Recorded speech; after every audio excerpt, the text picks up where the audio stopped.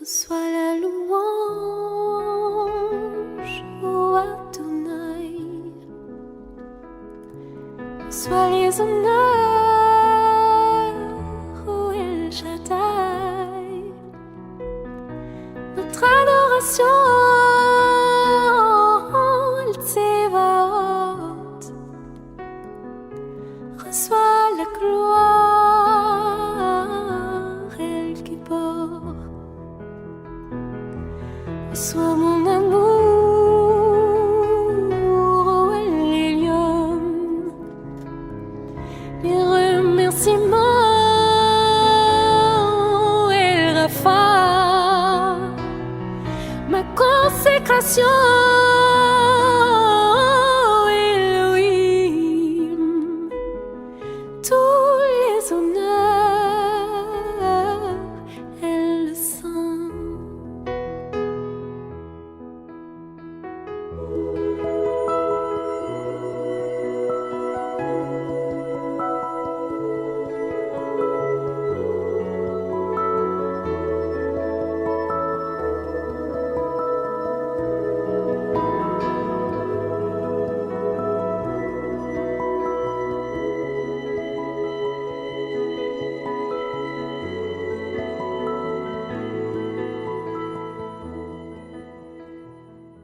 Bonjour, bienvenue dans notre émission Le Rendez-vous.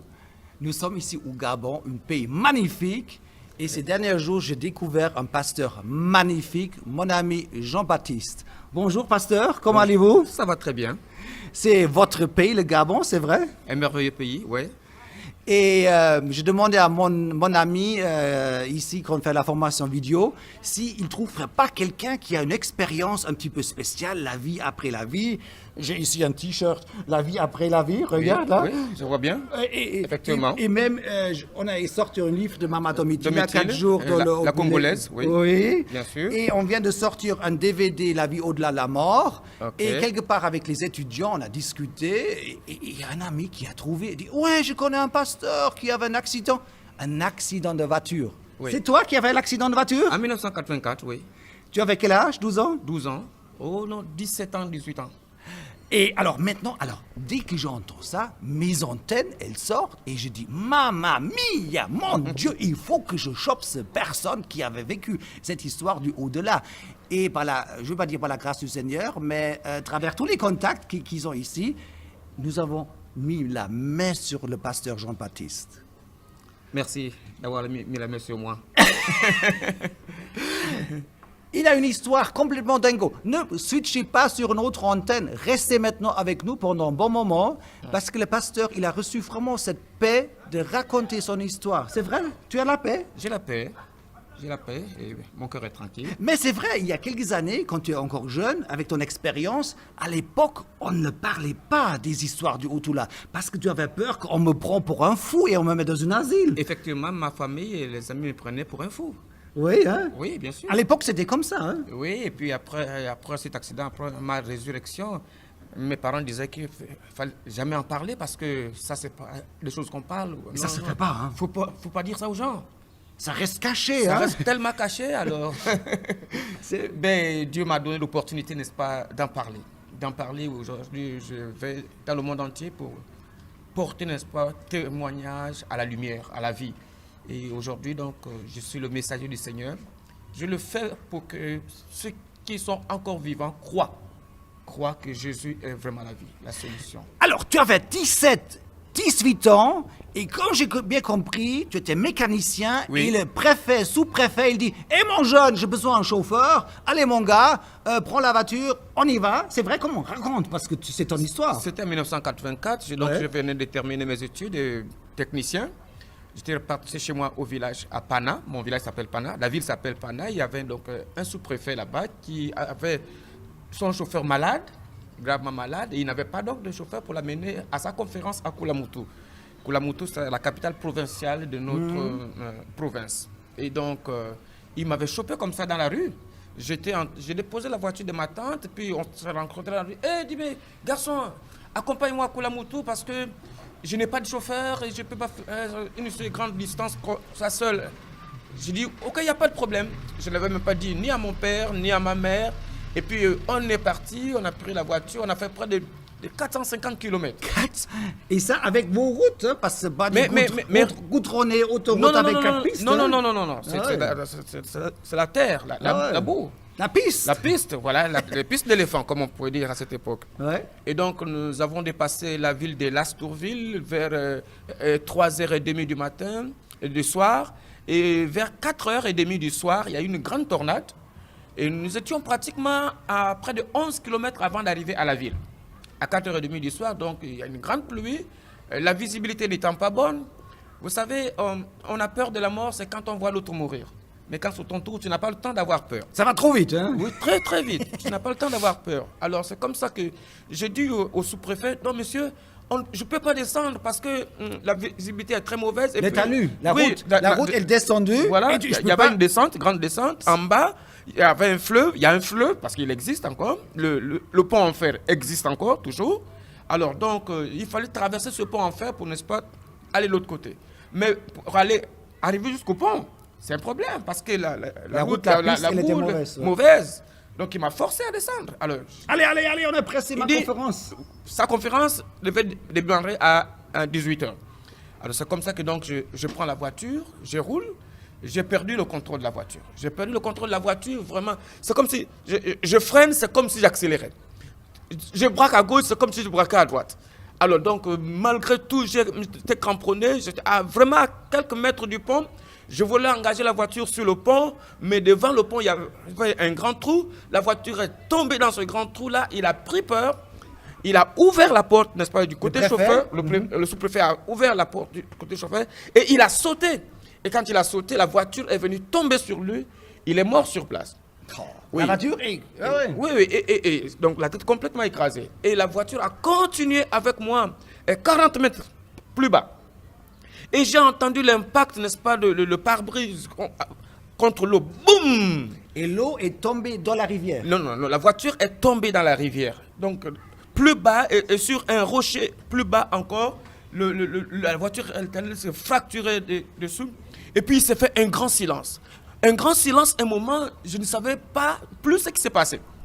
Et puis, au fur et à mesure que, vous savez, comme il avait plu, la rivière était boueuse et tout, il fallait laisser passer d'abord la boue là et tout. Un moment, je vois que je suis vivant.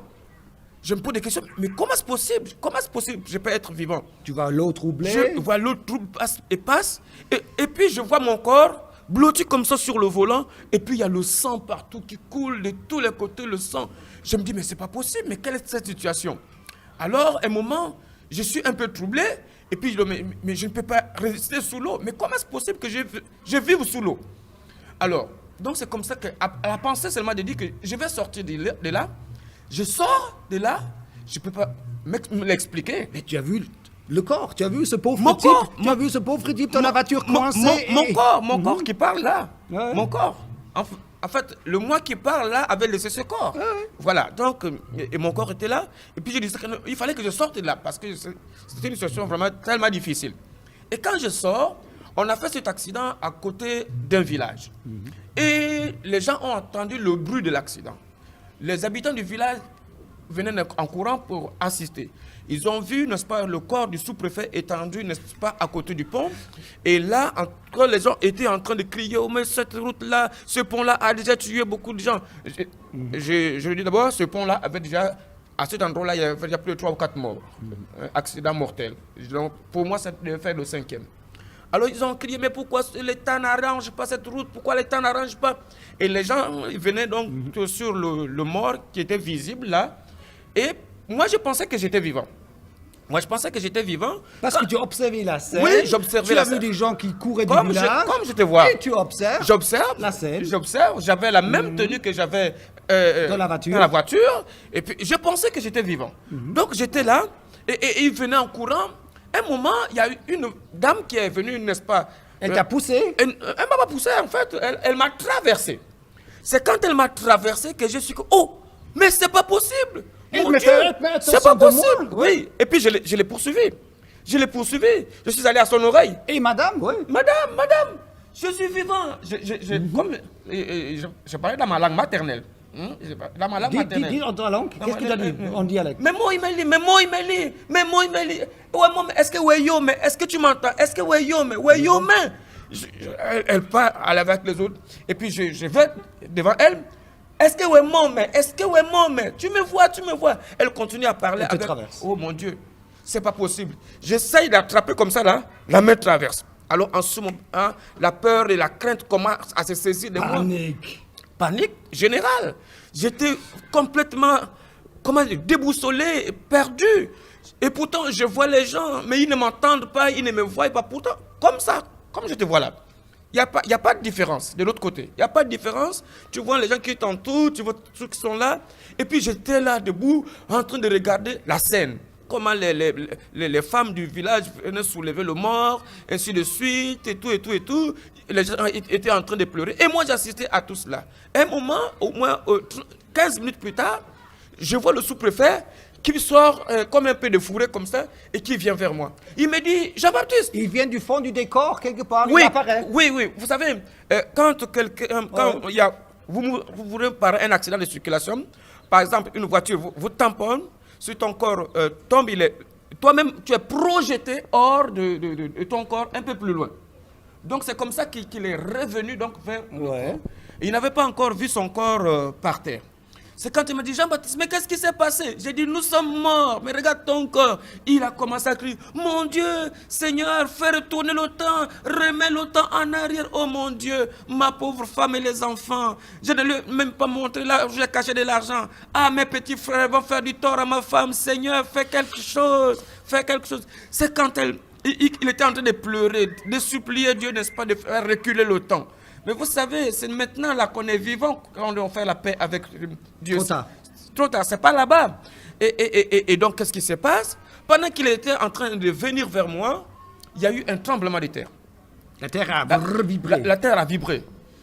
Tous les deux, on était vraiment face à face, à peu près à 10 mètres de distance, lui d'un côté et moi de l'autre. Et puis la terre s'ouvre. Je vois une fumée qui sort d'abord et je vois des êtres, des colosses, des monstres. Des démons, des monstres. En fait, c'est le terme. Des monstres qui sortent et qui l'attrapent violemment et qui descendent avec lui. Je l'ai entendu crier. Ah! C'est comme s'il s'agrippait à la terre. Et ces monstres étaient affreux? Oui, affreux à voir. Si vous le rencontrez dans la rue, vous allez aller dormir à l'église parce que ce n'est pas des choses... Non, affreux à voir. Vraiment tellement affreux. Et puis après, la terre s'est refermée. Et j'étais là, donc j'ai couru vers le pont, m'a grippé parce que moi je pensais que mon tour aussi arrivait. C'est moi le suivant. Oui, voilà, certainement qu'ils vont revenir me chercher. Et je m'ai grippé donc au pont. Ce soir-là, j'étais là jusqu'à vers 6 h du soir quand les secours sont arrivés. L'accident était à 16 h. Oui, à 16h30. Et vers 18 h. Vers 18 h. Le sous-préfet est déjà disparu dans les profondeurs. Tu t'es accroupi vers le pont. Vers le pont, voilà. Donc, les secours sont donc venus de la capitale provinciale. Les gens des TP, le gouverneur, les préfets de police sont arrivés pour ramasser donc le corps, n'est-ce pas, de ceux de fin-là. Ils l'ont mis dans l'ambulance et puis ils l'ont amené. Et puis moi, je suis resté là donc à côté donc du pont, en train d'attendre mon corps. Je suis resté là jusqu'à 2 h du matin. À 2 h du matin, j'ai entendu le bruit. Mais comment tu savais c'était 2 h du matin? Mais parce que le temps, en fait, je calcule le temps avec le temps de l'autre côté. Tout ce qui s'est passé. Oui, bien sûr. Le village, oui, puisque je n'allais aller au lit dormir. Dormir, je n'avais pas bougé. Tu as vu tout ce qui se passait. Tout ce qui se passait. Tu avais une relation vers le temps. Oui, exact, c'est ça le mot même. J'avais la relation avec le temps. Je pouvais percevoir, réfléchir et penser à certaines choses. Incroyable. Alors donc, vers 2 h du matin, ils sont arrivés, les TP sont arrivés avec un camion grue, et puis avec des lampes torches, des projecteurs et tout. Il y avait le docteur Diané, c'était un médecin guinéen, qui avait fui, n'est-ce pas, la dictature du président Sékou Touré en Guinée et qui s'était réfugié ici au Gabon. Alors donc c'était lui qui était... Et la nuit, ils ont avec un camion cru sorti Ils ont sorti la voiture de la rivière. Ils l'ont déposé sur la route. Sur les rivières. Oui, à la route. Et puis ils ont pris, n'est-ce pas, des scies à métaux et puis le chalumeau pour découper, n'est-ce pas, la devanture de la voiture pour sortir mon corps. Mon corps était bien bloqué comme ça. Et puis un des soldats qui était là a pris son pied, puisque mon corps était comme ça, il fallait qu'on m'étende sur la route.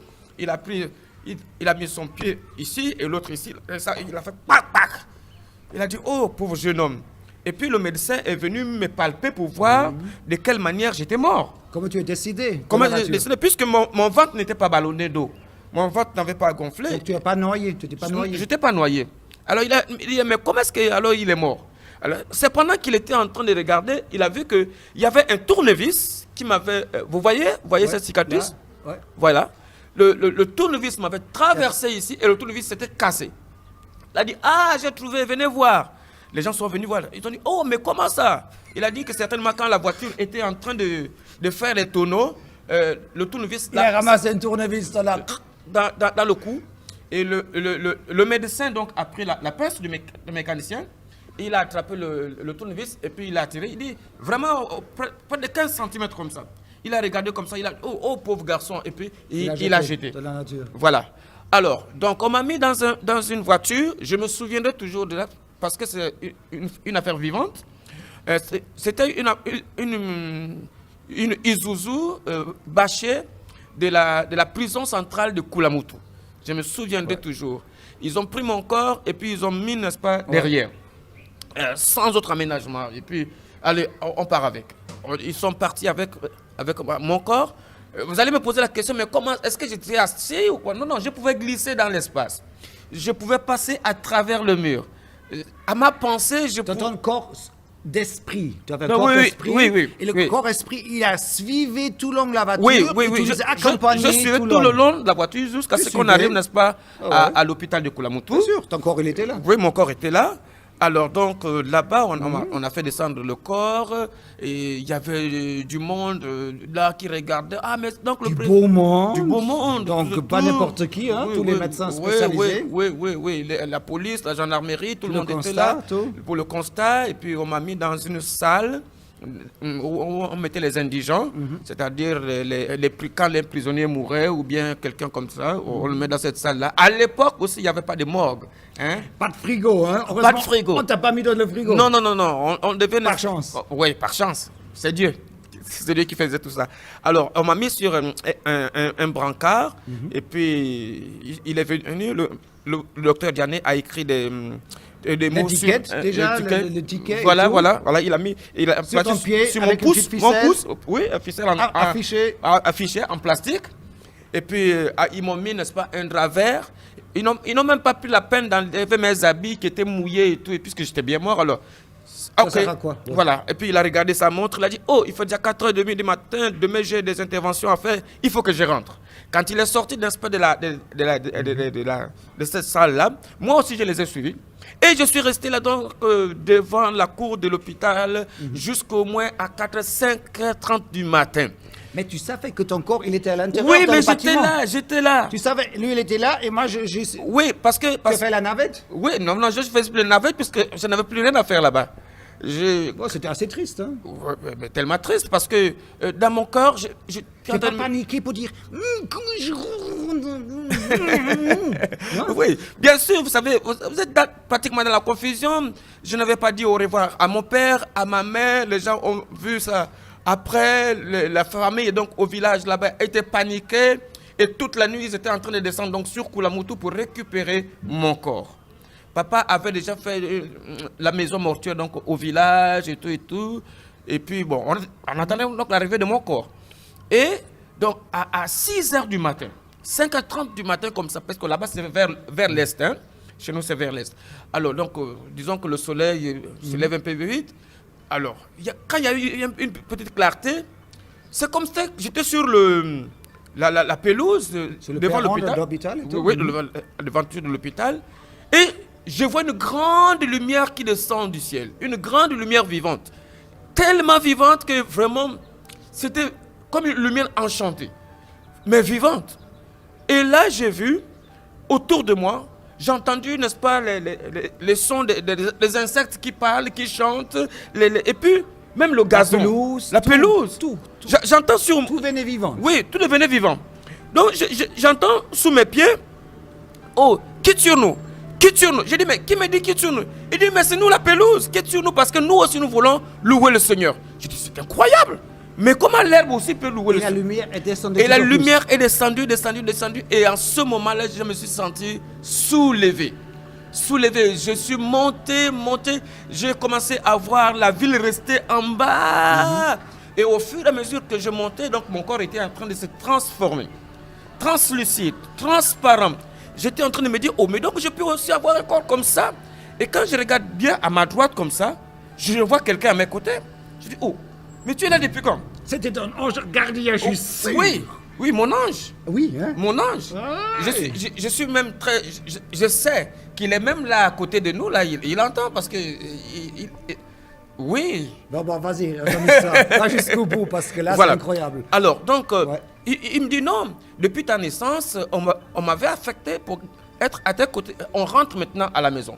Attends, tu vas voir tout à l'heure. On est monté plus haut, jusqu'à ce que la terre, on n'a vu plus que les ténèbres, et on est monté très haut, à une vitesse extraordinaire.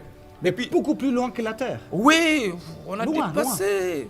On a dépassé tout ce qu'on peut penser Plus clair, de loin que physique, l'espace, hein. l'espace de physique. Mais c'est à des années-lumière, on peut dire. Au bout de l'univers. Au bout de l'univers, aux confins même du septentrion. D'accord. Ok. C'est Voilà. ton impression. Oui, Mhm. c'est mon important. impression. C'est Oui. important. Ouais. Et puis, il s'est fait comme une grande explosion devant mes yeux. On est arrivé devant un monde, un pays, une grande ville, où il y a des immeubles, il y a des maisons, vraiment des choses extraordinaires. Les maisons en pierre de cristal, transparent, le sol pavé d'or, il y avait des fleurs par-ci, par-là, tout parle. Yes. Quand tu as envie, n'est-ce pas, de sentir l'odeur d'une fleur, il t'envoie, n'est-ce pas, son parfum. J'étais Tout est vivant. Tout est Il n'y a vivant. rien qui est juste physique. De tous les comme ça. côtés, je voyais les gens louer le Seigneur. Oh, Jean-Baptiste, tu es arrivé, tu es arrivé. On t'attendait. J'ai dit, mais oh, on m'attendait. Oui, on t'attendait parce qu'on nous a dit que tu devais arriver. Mais quand tu vas repartir, j'ai dit, repartir où? Je vais repartir. Non. On t'attend là-bas. Et puis, mon ange me disait, allons-y, on t'attend là-bas. Alors, pendant qu'on était en train de marcher, sur la voie pavée d'or, de part et d'autre, c'est la joie. Les gens chantent, les gens louaient, ils chantaient. Là-bas, il n'y a pas le soleil. C'est la lumière clair. en général qui Oui, est la lumière. c'est une lumière vivante. Ouais. Il n'y a pas d'astre qui éclaire certaine comme... chaleur, en Ouais. plus. Non, il n'y a pas de chaleur. Non, je dis cette lumière n'est pas froide. Elle n'est pas froide, voilà. Voilà. C'est une lumière, tu es vraiment à l'aise. Oui, à l'aise. Et puis, donc, je marchais, et puis j'ai regardé au loin, comme à l'horizon. Je vis comme quelque chose, comme un soleil qui s'élevait. Vous voyez quand le soleil... Le matin, l'aurore, même sur la mer, voilà, là, avec des éclat. rayons, voilà, l'éclat. Et il me dit, regarde, c'est ton Seigneur, regarde, c'est ton Dieu. J'ai dit, mon Dieu, mon Seigneur. Il me dit, oui, on va à sa rencontre. Et puis comme ça, il arrive sur un cheval. Et il vient vers moi. Tout le monde acclamait, les gens proclamaient des paroles. C'est lui qui a donné la vie pour son peuple, il a donné son sang pour son peuple. Il est le vivant, il est le rejeton de David. Je n'avais jamais lu ça dans la Bible, puisque je n'avais jamais lu la Bible. J'ai entendu. Je me suis dit, mon Dieu, mais quelle fête! Il dit, non, ici c'est comme ça. Et puis quand il arrive vers moi, à 2 mètres de moi, il s'arrête. Il avait les cheveux jaunes. Hein? C'est ce que je peux dire. Hein? Ah ouais. Tu as vu? Oui. Ok. Les cheveux jaunes jusqu'ici. Enfin, si vous rencontrez Jésus quelque part, vous allez savoir que c'est Jésus. Peut-être doré. Doré, voilà, c'est le mot. Doré, avec des yeux étincelants. Vraiment d'amour. Il m'a regardé, et il a souri, il m'a dit, Jean-Baptiste, tu es arrivé? J'ai dit, oui, Seigneur. Il m'a dit, mais j'ai tout permis. J'ai tout permis pour que tu repartes parler aux humains. Que je reviens bientôt. Je suis vivant, je reviens bientôt. Je suis l'auteur de la vie. Tu comprends? Il t'a dit ça? Oui, Il t'a regardé? dans les yeux. T'as une chance. Je suis l'auteur de la vie, Jean-Baptiste. Tu vas repartir. Hein, tu m'appartiens. Tu sais, je t'avais dit. Oui, justement. Quand j'étais petit, à l'âge de 8 ans, Parce que tu m'as dit, j'étais non-croyant. J'ai rien Oui. fait avec la foi. Oui. Je ne comprends pas. oui, bien sûr. Pourquoi tu es pas allé en enfer comme l'autre? Non, mais parce que quand quand j'avais 8 ans, en 1968, 69, quelque chose comme ça, mon père était boulanger. Et puis, nous étions dans une salle, notre village n'avait pas de courant et tout. Et moi, j'étais dans une chambre. Il était boulanger, il fabriquait le pain, il fallait sortir pour aller au four. Et mes frères, souvent, quand ils sortaient, ils me bloquaient la porte pour que je n'aille pas aussi prendre le pain. Alors, un jour, j'ai eu une grande lumière dans ma chambre, et puis quelqu'un est venu. Il a dit, c'est moi Jésus. Quand tu avais 8 ans? 8 ans. Il m'a dit, je suis venu te dire que quand tu auras 35 ans, tu vas parler de moi. Mais fais attention, les gens ne te croiront pas. Mais je serai avec toi. Il m'a parlé de beaucoup de choses. Et puis j'ai dit, ok, d'accord. Alors il m'a dit, maintenant, va maintenant dire cela, n'est-ce pas, au four là-bas à tes frères. J'ai dit, mais ils m'ont bloqué la porte. Il m'a dit, c'est pas un problème. La porte s'est ouverte seule. La porte du salon s'est ouverte seule. Je suis allé au four. Les autres m'ont dit, qui t'a ouvert la porte? J'ai dit, à mon père, j'ai vu Dieu. Il m'a dit, mon père a dit, quoi? Tu as vu Dieu? Ah ouais, c'est bien pour toi, hein? Il m'a dit, tu as vu Dieu? Est-ce que tu as entendu dans notre famille si quelqu'un a vu Dieu? Il était comment? Il était blanc ou noir? J'ai dit, papa, j'ai vu Dieu. Il est apparu dans ma chambre. Il a dit à mes deux grands frères, Il raconte des bêtises. ils m'ont mis par terre. Il a pris le bois, Le fouet et tout. Ils m'ont tapé. J'ai une grande cicatrice ici, à la hanche. J'ai une grande cicatrice ici. Et avec toi, avec cette expérience, la foi, le chapitre il était fermé pour toi? Oui, parce que vous comprenez que personne ne me croyait et j'étais devenu comme un menteur. Tout le monde ne me croyait plus. Tout le monde me disait que... Donc pour toi, cette page, la foi, tu as voilà. dit, bon, ok, c'est rien pour moi. Voilà. Laisse tomber, c'est pour maman. Ah, voilà. Pour maman et c'est bon. C'est cela. Alors c'est comme ça que donc je suis là-bas donc au ciel et puis il me dit, je lui dis, mais Seigneur, mais nous étions deux dans la voiture. Ouais. Mais pourquoi l'autre est descendu? Il m'a dit, lui-même, il a choisi son chemin. Ça fait 4 fois que je suis allé dans son rêve. Parce que je voyais ce temps-là venir. Oui. Alors, c'était pour l'avertir. Mais il m'a rejeté. Il a choisi lui-même là où il devait partir. Et il m'a dit, c'est pourquoi tu dois aller avertir les autres. Oui. Dans ton pays, ta famille. J'ai dit, Seigneur, mais je ne peux pas. Regarde là-bas, on ne m'a même pas lavé le corps. Il m'a dit, non, je suis l'auteur de la vie. Tu vas parler, tu reviendras à la vie. Je suis bien ici, j'ai pas envie de retourner, je veux rester. Non, rester je vais avec rester, toi. Seigneur. Je ne vais pas rester. Regardez, Seigneur, là-bas, le corps est mort. Il dit non, on va repartir. Et puis on est redescendu. On est redescendu, il y avait 4 anges avec nous. On est 4 fois. 4 Tu es monté avec ton ange mon gardien, ange, voilà. et vous êtes descendu en 4. Voilà, cette fois il y a 4. Plus le Seigneur. On est descendu. Quand on est arrivé, pratiquement déjà le soleil illuminait déjà la ville, hein, vers 7 h du matin. Le toit de l'hôpital s'est ouvert, comme ce toit-là, c'est ouvert. Et puis là où mon corps était, on est descendu. Vous êtes rentré. On est rentré là. Et puis mon corps donc, qui était étendu sur le brancard. Et puis il m'a dit, tu dois repartir. J'ai dit, Seigneur, pardon, je ne veux pas, c'est très difficile. Je suis déjà habitué ici, je ne veux plus repartir. Il m'a dit, non. Il faut dans le monde invisible. Il faut que le monde entende cette parole. Tu vas aller à travers le monde parler de moi. On entendra ce témoignage partout. Va avertir les autres. Je suis vivant. Tu ne me vois pas que je suis vivant? J'ai dit oui, Seigneur. Et puis je serai constamment avec toi. Je serai avec toi. Je t'accompagnerai lorsque tu parleras de moi. Ah, moi, en tant qu'humain, ça change, hein? Oui. Si tu es toujours à côté de moi, mais oui, alors on est voilà. deux. Moi, je voyais ça comme ça. Donc, il sera toujours à côté de moi. Ah, ok, d'accord. Donc on va se promener toute la vie ensemble. Voilà, à deux. voilà. Et c'est comme ça qu'il donne l'ordre, n'est-ce pas, aux 2 anges blancs. Il leur dit, découvrez-le. Attends, 2 anges blancs. Vous êtes 4 anges, 2 anges noirs comme moi, et 2 blancs. 2 blancs. Blancs comme toi. Et chacun son rôle. Chacun a son rôle. Chacun a son rôle. Et qu'est-ce qu'ils ont fait? Alors, les 2 anges blancs sont avancés vers mon corps. Ils ont découvert donc le drap, jusqu'ici, le drap vert, la question.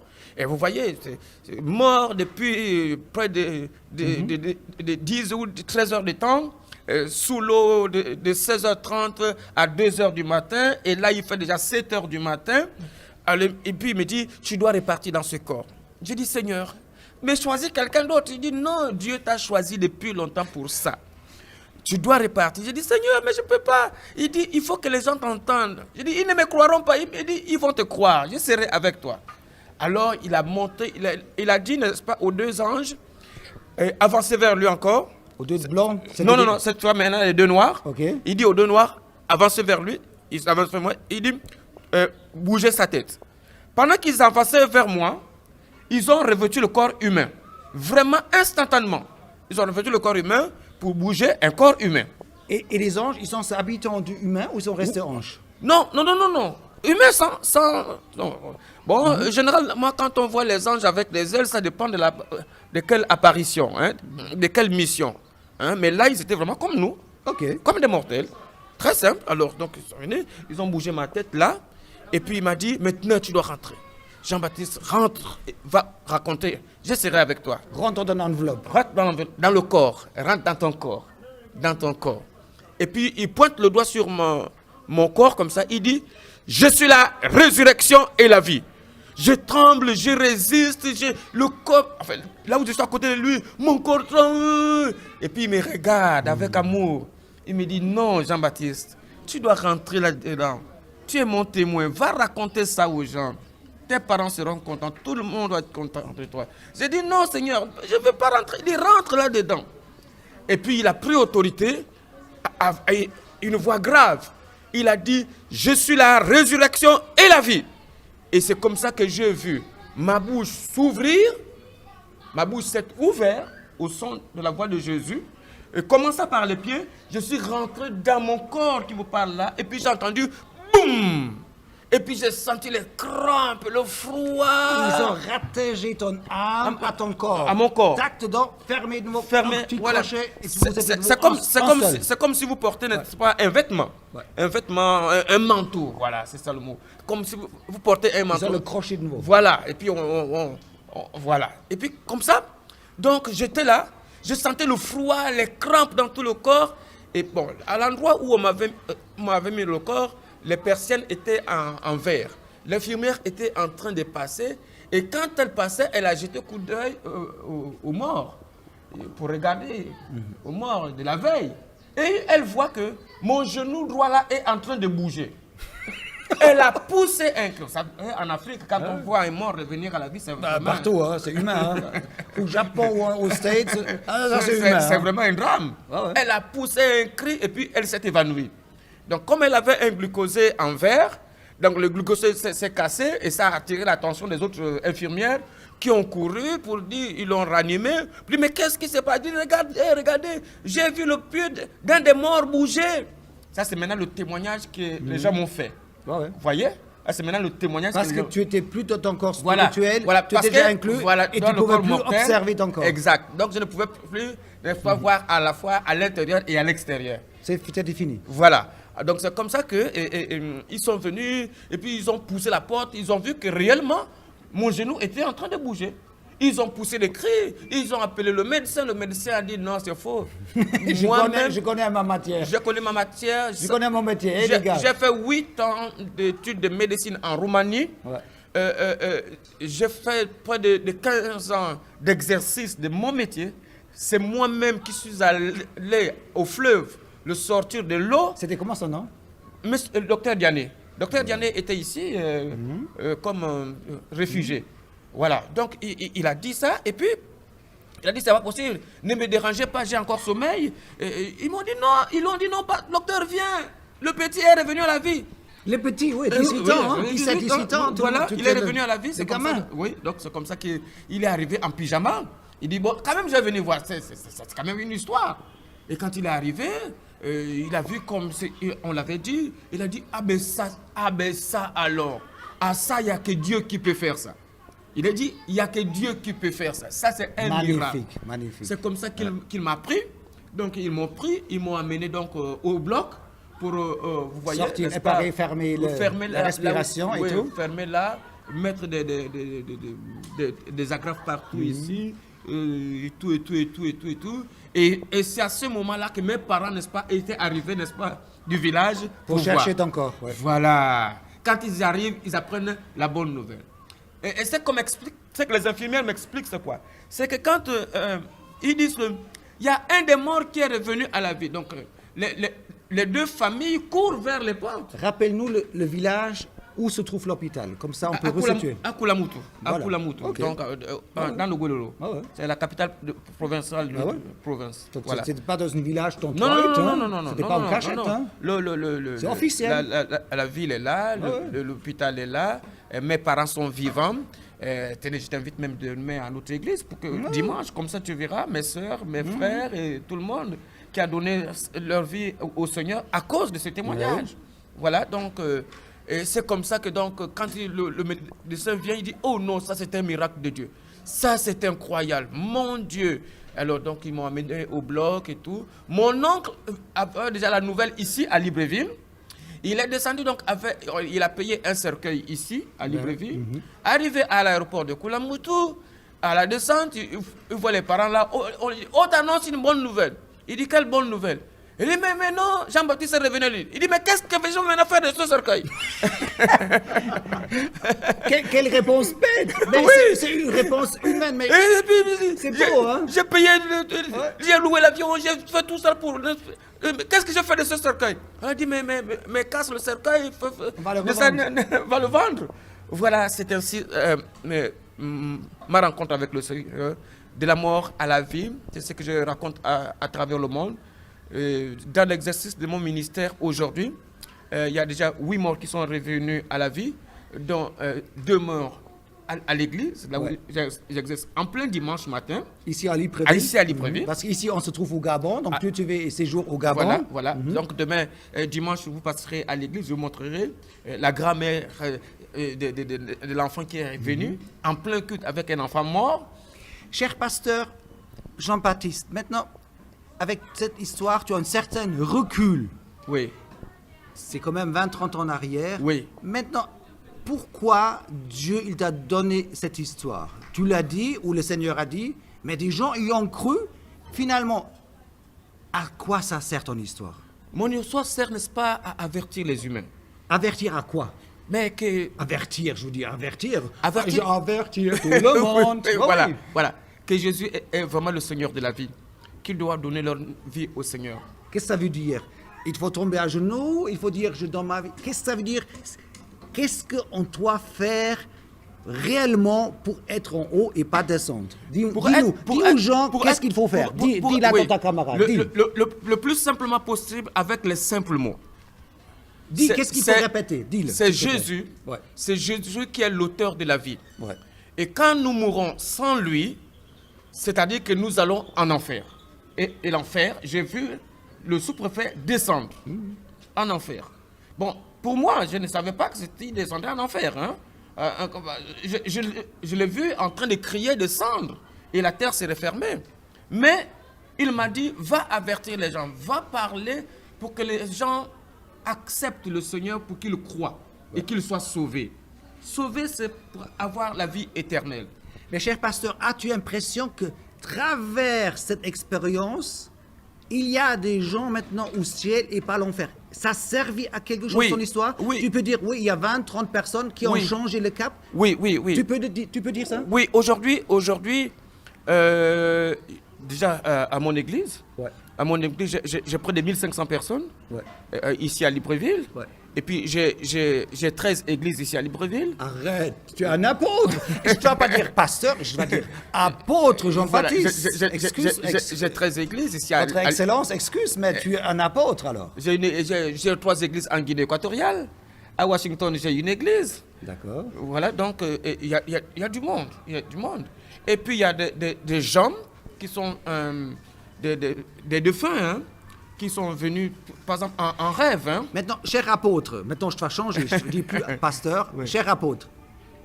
Maintenant, avec cette expérience, toi, tu joues plus avec ton salut, tu n'as pas le temps de courir après d'autres jolies femmes, tu n'as pas le temps de courir après des belles voitures, tu n'as plus le temps de courir après le succès, d'avoir des belles maisons avec tes piscines. Cette envie, elle vient pas, elle passe. Tu es quelqu'un qui est différente. Comment tu es maintenant? Non. Je suis un homme qui mène une vie simple. Tu comprends? Donc il y a des choses qui changent en toi. Il y a des choses qui ont changé en moi. Je reste humain au milieu de mon peuple. Je reste humain au milieu de mon peuple.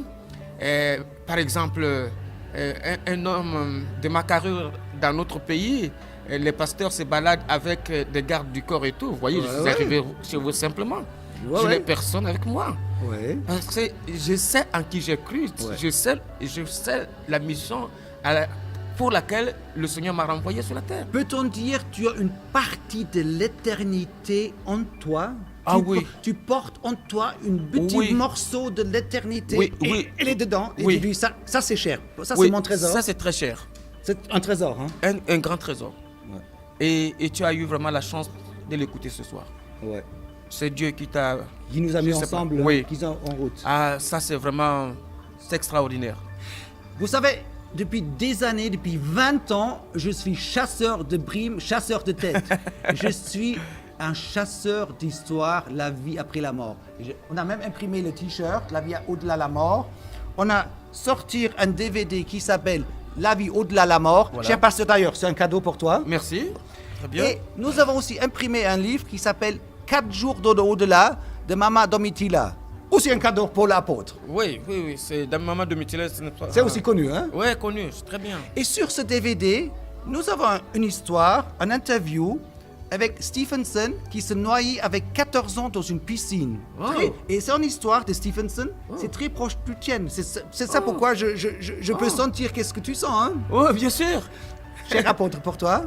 Merci beaucoup. C'était un plaisir de parler avec toi. Je pense des prochains mois, on va faire d'autres émissions, peut-être même des émissions de notre église avec des témoignages de résurrection. Voilà. C'était un plaisir de parler avec toi, vraiment. C'était vraiment un plaisir.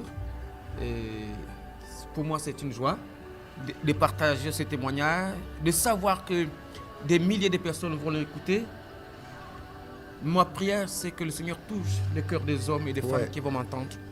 Et je leur dis, Dieu est vivant. Il est vrai. Ce n'est pas pour rien que je peux m'exposer comme ça pour parler ouvertement. Parce que c'est une histoire connue de chez moi. Tous mes parents, toute la ville, tout le pays.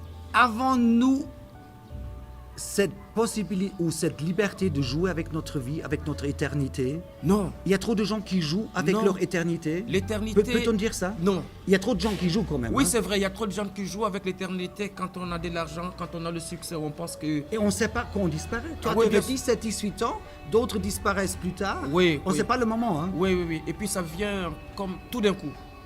Et c'est pourquoi je dis aux hommes et aux femmes, vous qui me suivez en ce moment, changez de vie. Acceptez le Seigneur, c'est lui vraiment l'avenir, c'est lui l'auteur de la vie, c'est lui l'avenir. Donnez vos vies au Seigneur. Et c'est ça mon message. Est-ce que je peux prier? Regarde l'objectif et tu fais une prière d'intercession, que notre émission elle va porter du fruit. Seigneur, alors que j'ai parlé ce soir, oh Dieu, alors que le soleil est en train de se coucher à Libreville, que ta grâce, Seigneur, touche tous ceux qui vont m'entendre, tous ceux qui vont m'écouter, dans leur maison, Seigneur. Veille à ce que ta grâce les touche et qu'ils donnent leur cœur au Seigneur. Seigneur, s'il y a des hommes et des femmes qui sont malades, frappés par des infirmités, que la grâce de Dieu les touche au nom de Jésus, qu'ils soient guéris. Seigneur, merci, parce que je sais que tu m'exauces toujours. Au nom de Jésus. Amen. Le plaisir, il était de mon côté. J'espère, cher apôtre, pasteur, tu as aussi le plaisir de parler sur l'antenne de Dieu TV. En tout cas, le grand plaisir, c'était de mon côté. C'est un petit peu mon cadeau de au revoir pour quitter le Gabon prochainement. Les prochains jours, je reviens prendre l'avion. Voilà. Un grand merci et shalom depuis le Gabon. Que Dieu vous bénisse. Que Dieu vous bénisse aussi. Merci. Shalom. Shalom. Shalom. Shalom. Le vrai shalom de Dieu sur votre vie. Amen.